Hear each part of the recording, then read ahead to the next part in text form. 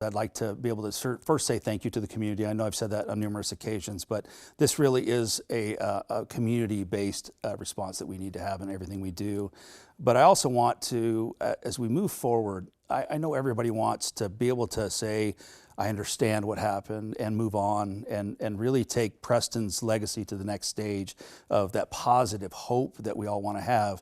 This is going to be a hard months, years that we have to deal with this. And I just want to caution everybody to be patient and to give the time and trust that we need to the county attorney to do her job and to make sure that we actually get what we need, and that's a successful prosecution. This is just the beginning, and I just ask for that help from the community. The county attorney has described this investigation as being filled with hundreds of videos, thousands of pages of reports. What was this investigation like for you and your department?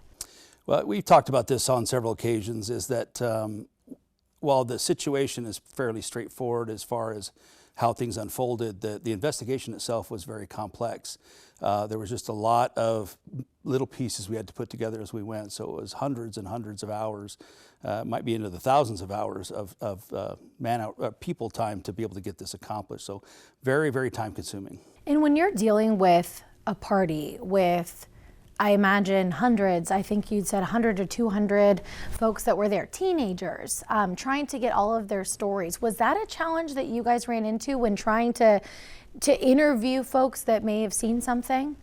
Well, certainly, I think with any type of case like this, when you start talking to people, it's about getting that information, getting that comfort level, get that trust so that people will talk to you about what happened. Because it's a scary situation, and I think especially for a teen, this could be life-changing to witness or be a part of that particular event. So always challenging when you're dealing with teens. 7 suspects have been charged, but where does your investigation stand today? So still ongoing. We continue to get tips that we have to process and make sure that we're going to the very end of each one of those to make sure there's not any additional information or if it corroborates the case or if there's any exculpatory information we need to divulge. So we just make sure that those things are always being done and they're continuing to come in. Although slower, they still are coming in. And then we're still looking at every aspect of the case to make sure that if there's any additional follow-ups or information that we need to investigate, we're doing those things. So just more to do. Do you believe that we'll see more arrests?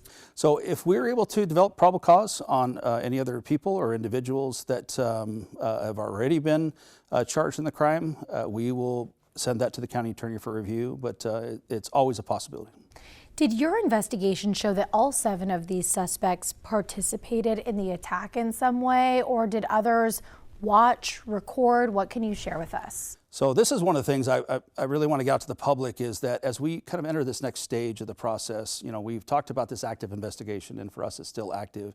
Now we're getting into the prosecutorial and discovery phases, and I'm going to be very careful about the information that I provide at this point just because it's so important to maintain the integrity of this prosecutorial process and our ongoing investigation. So while I would love to provide all that detail, because I know everybody they want to know so they can get that closure. They want to understand what happened, and I totally understand that, and I wish I could provide everything. So that information will come out during trial, the very specifics of each person and how they engaged in the activity, but I can't provide any more information at that point. The night of the attack, your officers did go out to the scene, and I know there were other parties and events occurring in that same area, but they went to the scene and they left. Have you completed any sort of internal review to look back at what took place that night from the standpoint of your officers?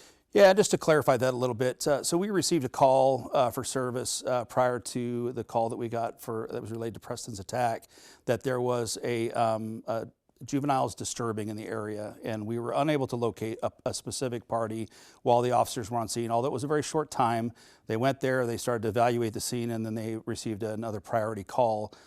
Domestic violence was in progress, so they were preempted off of that. So we never actually found the site in that short period of time. So I guess going back to my question, have you gone back and reviewed the calls that came in and I guess what your officers saw or didn't see that night? Yeah, certainly. We did not find any evidence of any wrongdoing as far as the officers were concerned. Again, they responded to the call for service, which was a low priority call at the time about juveniles disturbing.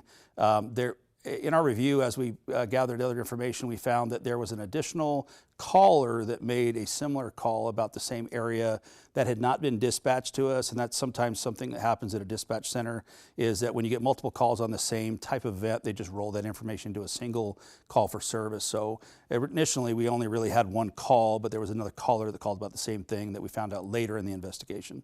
But again, the officers arrived on scene. They made no contact with any individuals while they were driving through the scene, did not see anything criminal.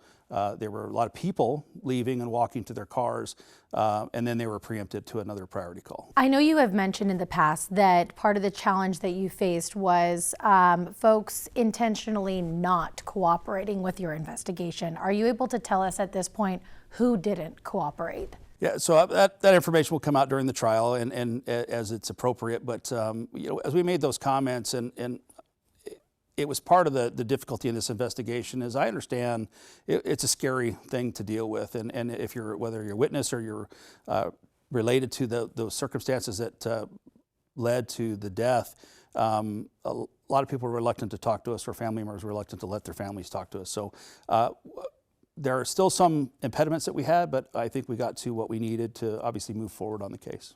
Looking at the 7 suspects in particular, did those suspects have consistent stories, or have you been able to speak with all 7? So again, I'm not going to get into the specific details of any comments that they made. That will come out during trial. Certainly, we did receive some comments. Some people did not want to speak to us, but I'm not going to be able to give the particulars at this point. Has your department had any prior contact with any of these suspects? No, I'm just trying to think through the situation. No, we didn't have any prior contact with the 7 people that have been indicted. We did have some, obviously, we collaborated with other agencies about information that we might have had during our case that helped them with theirs, but no prior contact to that point. Court records show that your department received multiple tips that at least one of the suspects' parents had the financial means to aid in potentially fleeing to Mexico. Can you elaborate on that? So again, some of that information will come out during the trial, but we're always concerned as we evaluate, and certainly the information that was found in the Form 4 is accurate, but I'm not going to provide any specific comment to that. But we look at that from a global perspective. Anytime we arrest somebody, is part of the things that we put on just a determination for the court to see whether or not they're going to provide a bond or how high a bond. So those are all considerations, and we do that with every case. And I know that there are multiple suspects whose families appear to have be very well off financially, but that was the only one I noticed that specific sentence was there. So I would imagine you received specific information that would indicate that for that particular suspect. So again, in every case that we have, we look at what information we're provided through the investigation or tips or in order to inform that decision. And that's just part of the process. That's why it's part of that Form 4, that probable cause statement, so that the court has the means to make good decisions on release conditions. Court records stated that suspect was taken out of the area after the incident. Will the person who took him, or could the person who took him out of the area face charges?